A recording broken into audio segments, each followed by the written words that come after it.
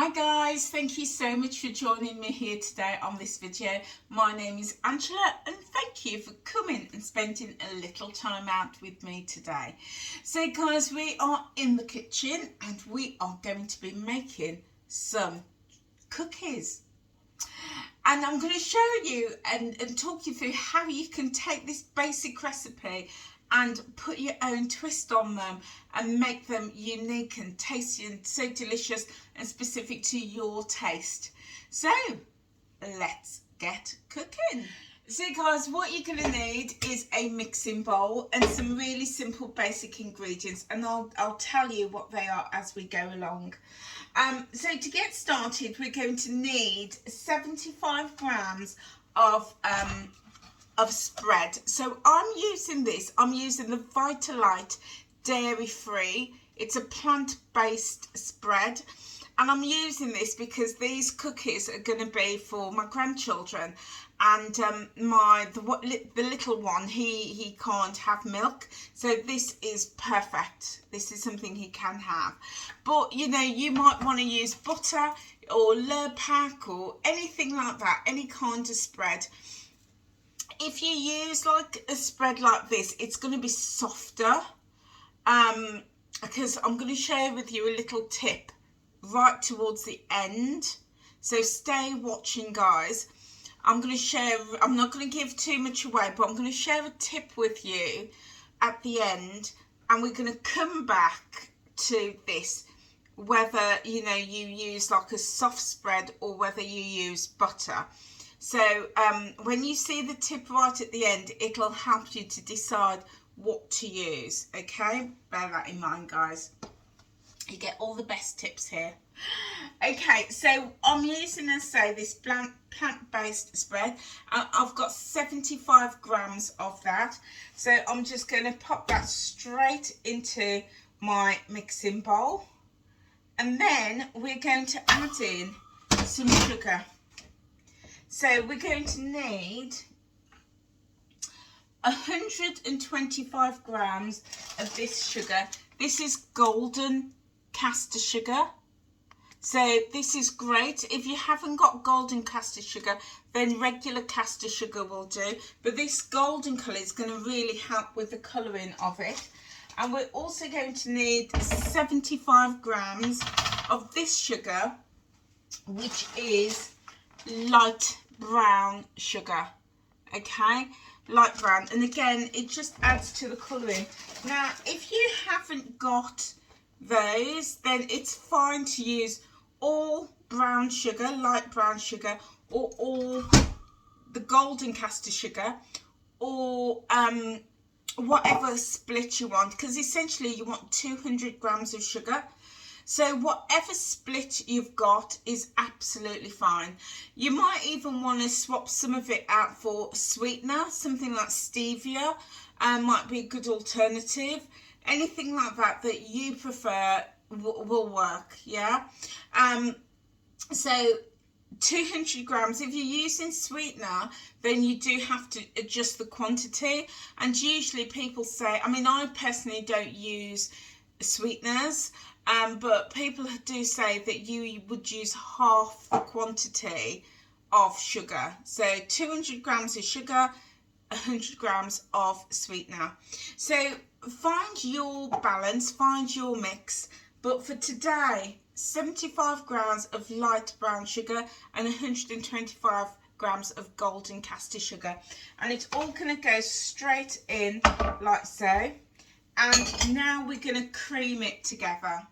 So I've got my mixing spoon, and I'm just going to take this out, and we're just going to cream it all together, the sugar and the spread.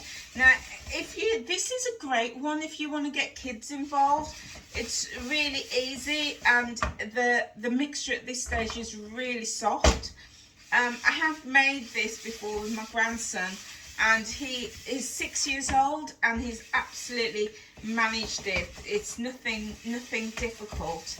So you know, great one to get the kids in the kitchen and to get them baking. So that's creamed already, as you can see, really nicely creamed. It's so simple. And then what we're going to do now, we're going to add an egg. So I've just got a regular standard medium size egg, just one will do. That's all going to go in there like so. And again, we're just going to stir that all through. Really easy, just breaking that egg yolk.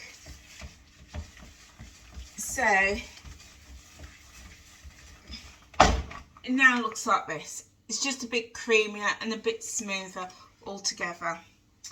Okay, now what we're going to do, we're going to add in some flavourings.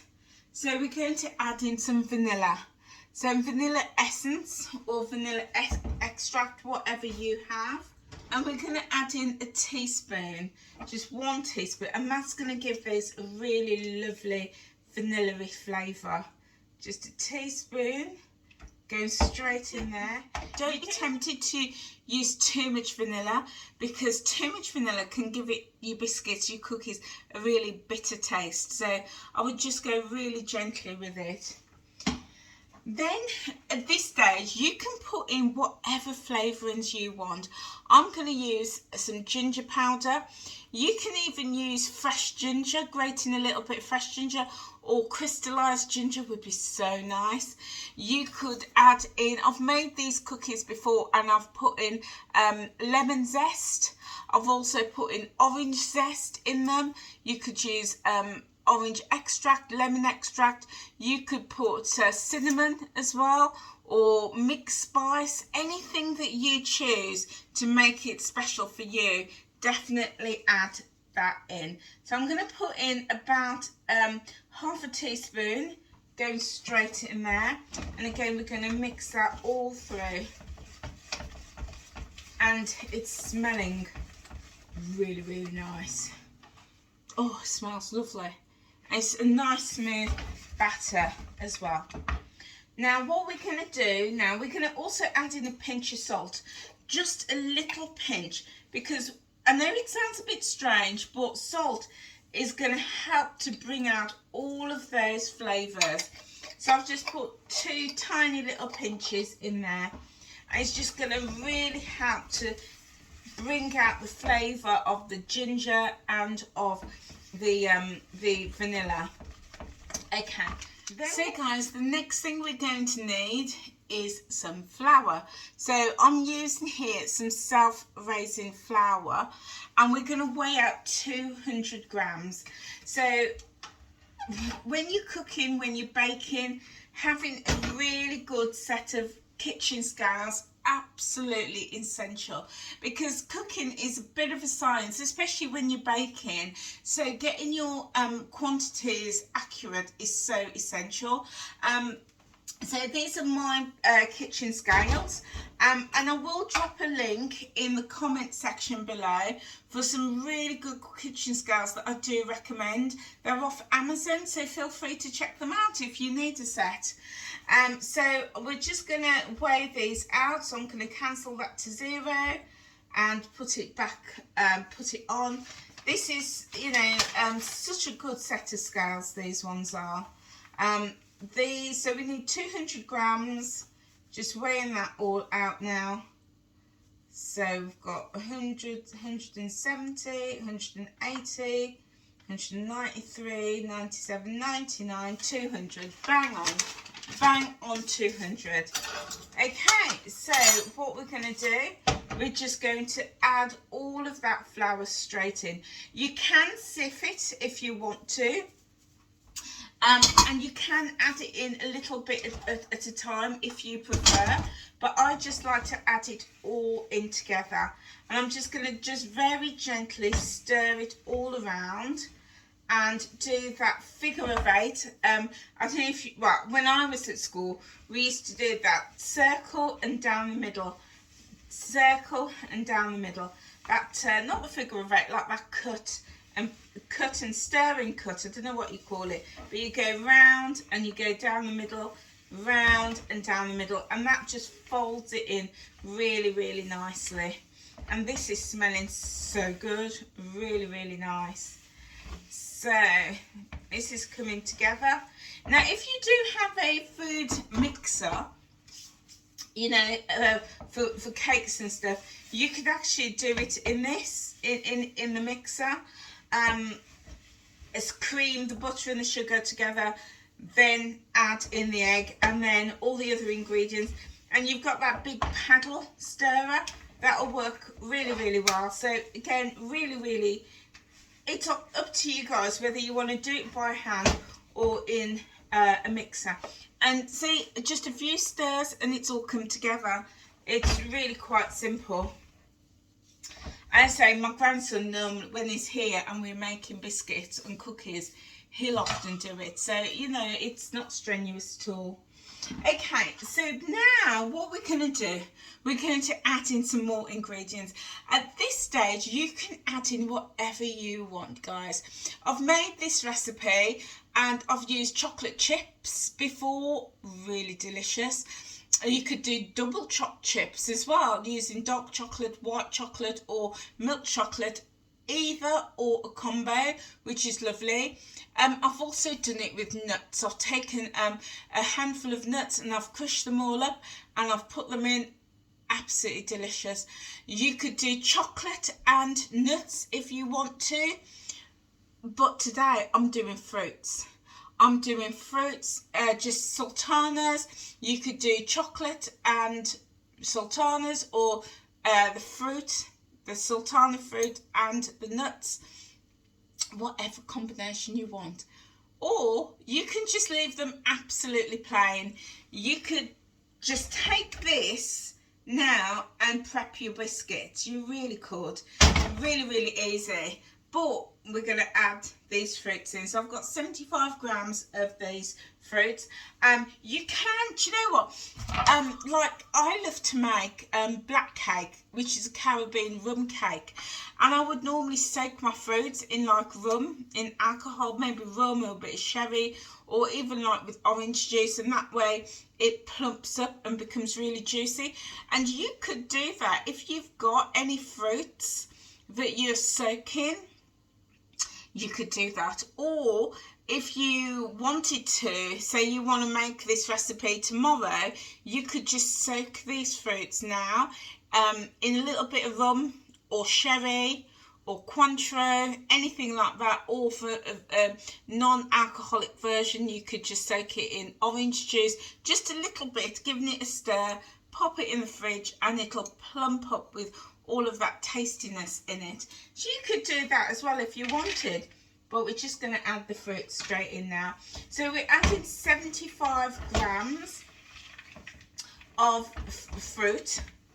Now if you wanted more fruity, or you know, more chocolatey or more nutty, then add a bit more, but generally you want 75 grams of your fruit mixture. And just gently stirring that all in, and there we go. It's all ready now, guys. It's all ready.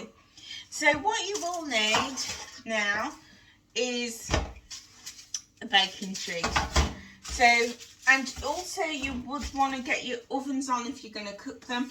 If it's a gas oven, it is gas mark 6. If it's electric, it's 200, and 180 if it's a fan. So, in fact, I'm going to put my oven on now. Forgot to put that on. There we go. So, you're going to need like a baking sheet, and mine is just lined with foil, because it just preserves the length of it. And then I've got this baking mat on as well. But parchment paper is absolutely fine too. Then we're going to need a spoon of some sort. Now you could just use a regular spoon if you want to, but I like to get these roughly the same size. So I'm using my measures. Now this is a 1 teaspoon measure. I used that before to measure out something else, but this is a 1 teaspoon measure, and this is going to give you a cookie about the size of your palm. Now if you use a tablespoon, you're going to get massive cookies. They're going to be almost the size of your hand. So if you have a tablespoon, you're going to get about 14, 15, maybe 16 cookies. Okay, they're going to be big. But if you use this size, which is a teaspoon, they're going to be smaller, around the size of your hand, a lot more manageable personally, because these are a really sweet cookie. And if you're following the Weight Watchers plan, then a tablespoon will give you one cookie that's going to be about 7 points. But this size measure is going to give you a cookie for about 3 points. So yeah, for me this is a bit more manageable. And then what I'm going to do now, I'm just going to get a glass and pop some hot water in there. So I'll just show you, just like so, just regular hot water in the glass. And the reason I'm doing this is because it's going to make it really easy for the mixture to fall off the spoon. Okay, so that's a little hack for you there, guys. Okay, so teaspoon's nice and warm, and all we're going to do is just scoop up, I'll bring this here to show you. There we go. We're just going to get a scoop of our mixture. It doesn't need to be flattened or anything like that, and we're just going to literally drop it onto our tray. And there we go. There we go. So it's looking small. I'm just going to scoop this little bit out from it and add it. It's looking a little bit small, but it's absolutely fine, because when it bakes it's going to spread out, so it's absolutely fine. So we're going to just dip our spoon into the hot water and pick up another lot. Going to drop that straight on. There we go. Dip it back in the hot water. Every time you do this, it's just going to make it so much easier for the cookie dough to come off the spoon like this. And what we want is to space it really nice and evenly. Now you can, if you want to, you can go in and just tidy up and neaten all the cookies so that they're a really nice shape, but I don't tend to do that, because when it bakes it's going to spread out and it's going to find its own form anyway. So again, another spoonful. So you want to space them really nice and evenly, because they will spread out. You don't need to flatten them or anything like that. And there we go, that's the last one. I'm going to put a little bit more on this first one that we did, because that's looking a little bit small.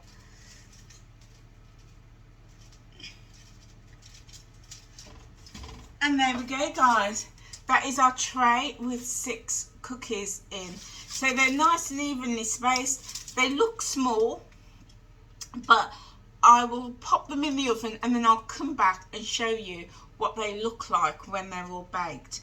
But stay with me, because I want to explain something about the types of butter that you use. Okay, so I'm going to pop this in the oven. So it's going in. Mine is a fan oven, so it's going to go on for 180 for fan, 200 for electric, and gas mark 5 for gas. Okay, so what I'm going to do now, I'm going to show you another little hack. So what I'm doing, guys, I'm getting some greaseproof paper, and I'm just going to get a little portion.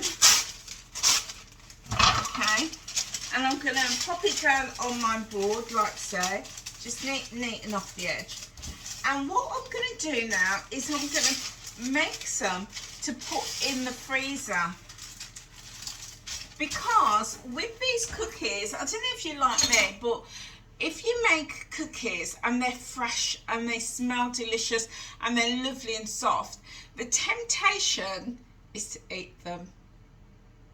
And it's hard to resist them. You know, I've had one and I want more, because it's there and it smells so good.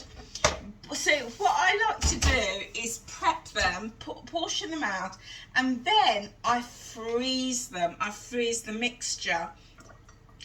And then when I want a cookie, then I just bring it out and put it in the oven and bake it. So, you know, it means I've not got loads of cookies sitting around.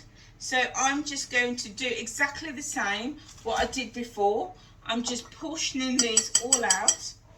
Now, if you use butter, then what's going to happen is when you freeze the cookies, they're going to be a lot harder when you freeze them than the spread. When you freeze them, the spread is not going to go rock solid. It's going to go cold and it's going to go firm, not hard, because, you know, of what's in it.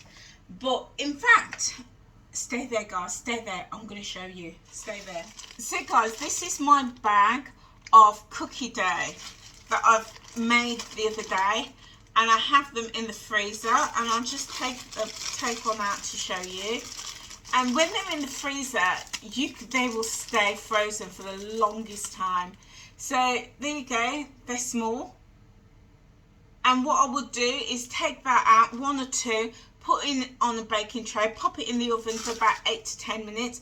You've got beautiful fresh cookies. But I just want to show you that they're firm, but they're not rock solid. They are quite firm actually, but they've still got, you can see they're a little bit pliable. Can see that?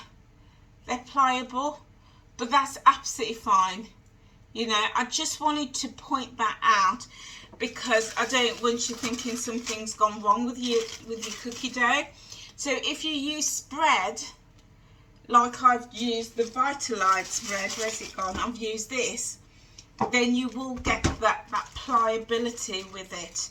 But if you use butter, it will go rock solid. You know, like when butter's been in the fridge and it goes really hard, that's how these will go.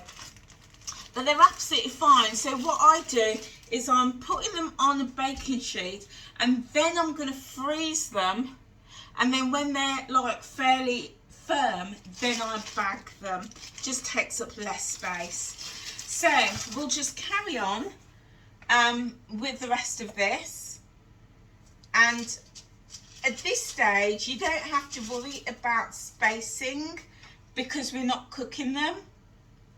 These are going to be going straight into the freezer, so you don't have to worry about your spacing. And the more that you can get on at this stage is the better, because it just means it's going to take a lot less room in your freezer. So this is such a lovely way of doing it. And I say, it just means that, you know, for me, certainly I'm not going to have loads of cookies lying around, which is going to tempt me. Oh no, because I can be very easily tempted with cookies, really easy. So I'm just getting a spoon just to get this cookie dough off the back of the spoon. So, and again, you can make them at whatever size you want. You can make them really like little tiny bites if you want, or you can make really great big ones. So yeah, you know, whatever works for you. If you're following the WW plan like I am, then you can put all of these ingredients into the app and then use the tool, the edit button, to you know, work out your points. So if, say, you get, I don't know, 25 out of this, then you could just adjust the recipe in there, because the recipe is in the WW app, guys, and you can then just change the portion size, and it will give you the exact points per portion. So when I've done that, mine come out of 3 points. Based on how many I've got, but definitely check that. I don't want to say that they're going to be 3 points for you. There might be more, there might be less. It just depends on how many you actually get. So guys, that's pretty much it. So I will come back and I will show you what they look like when they're all done, when they're all frozen. It's not frozen, when they're all baked, that's the thing, because I've got some in the oven. So I'll come back and I will show you. So I'll see you in a minute, guys. Okay guys, so here are all my cookie dough measured out onto my parchment on my greaseproof paper. So these are now ready to go into the freezer. So I'm going to pop them in the freezer on a flat tray. In fact, I'm going to pop them on a board, on a wooden board, and pop them in the freezer for at least an hour or two, just until they're quite firm. And then I'm going to bag them up like I did with these ones, and then they're great to be stored. So my my cookies are doing really well in the oven, so bear with me, bear with.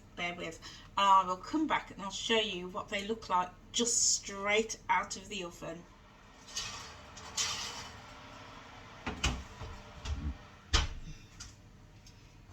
Okay guys, literally straight out of the oven, and look at these. This is what you want, golden brown. So can you see they went in and they were quite small, but they've spread out and they're quite a good size. They are, I can't even pick it up yet because it's literally out of the oven. They're hot, but that's what you want. You want them to be really golden brown and they are still really soft to the touch. You don't want them hard or really brown because they're not going to have that soft gooey texture. You want them really, I don't know if you can see, but they're really soft, and that's what you want. So depending on your oven, I would leave them in for about 8 minutes, or maybe even 6 or 7 minutes.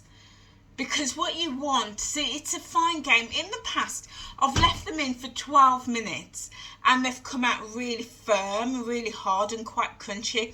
If you like your biscuits like that, go for that. But these cookies are meant to be all soft and gooey to the touch and to the taste. So I'd say 8 minutes if you want like a fairly, that mix between a firm and a soft biscuit. But even something like 6 to 7 minutes is gonna give it that real gooiness. So it's cooled down just a little bit. So I mean, these are still so soft to the touch, it's actually breaking, but that's how I like it because it's really gooey. I'm just gonna get a plate. So I'm gonna try taking one of these up to show you. So that's what it looks like. Pop it on my plate, and here we go. Oh yes, these are so, oh goodness me, these are so crumbly. Oh, so crumbly. So sorry guys, I've got to excuse me.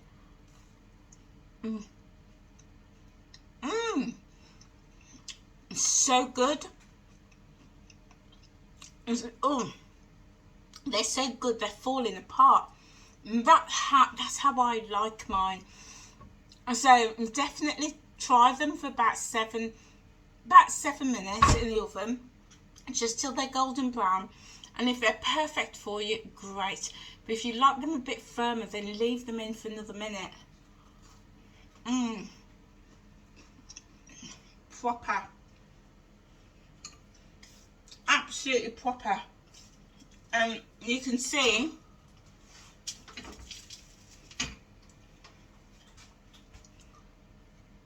they're still a good size. They're still a good size. But delicious. Delicious. My grandkids are gonna love these. In fact, I would probably, if I'm doing them again, I'd make them even smaller, because this is a big size cookie for, you know, little children. I'm sure their parents will help them polish them off as well, I'm pretty sure. So guys, what you would do is you would then take them off, pop them on a wire tray to let them cool thoroughly. And then these are then ready to be stored. So you can store these in an airtight container and they will last a couple days. But the beauty of having them, like the cookie dough, which I've put in the freezer, the beauty of having that is that if you just want one cookie, you can just take it out, pop it in the oven for 7 or 8 minutes, and you're going to get beautiful, fresh, soft, delicious cookies in no time. So guys, that's it for me. That's it for me. I hope you enjoyed this video. God, this is so good. Excuse me. So I hope you enjoyed the video, guys. If you did, give it a thumbs up. Give this video a like. And you know how YouTube works by now. You know. Guys, we are not far off 1,000 subscribers, and I've got something so special planned for when we hit 1,000 subscribers. So if you're watching this and you're not subscribed, what are you waiting for? Come on guys, hit that subscribe button. And if you are already subscribed and you've clicked that notification bell, then a huge thank you to you. I do appreciate you. Like and share and leave a comment as well. Let me know if you're going to be baking some of these cookies too, and also putting some cookie dough in the freezer. Do let me know. Guys, I've got more cooking videos coming. I'm just off to cook some chicken now, to cook some chicken nuggets, and I'm going to record it. So as soon as I upload the video, if you're subscribed, you'll be the first to know about it. So guys, that's it for me. And remember, you're amazing. Do something today for yourself. And I will see you very soon. Take care now. Bye.